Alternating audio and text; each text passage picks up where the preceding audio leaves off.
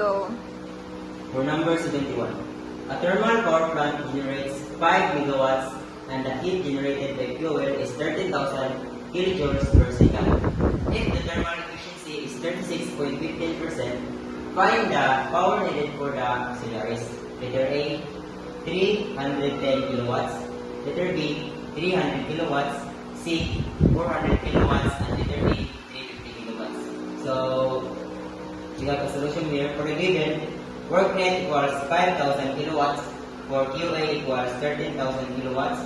And E equals 36.15% or 0.3615. For WA is missing, so we need to find WA in kilowatts. So, using the formula, E equals W net minus WA over QA times 100%. So, E is 0.3615 equals W net 5,000 kilowatts minus copy lang yung WA over QA is 13,000 kilowatts times 100%. So, using the calculator, we get this answer. WA equals 300 kilowatts. So, the answer is 3.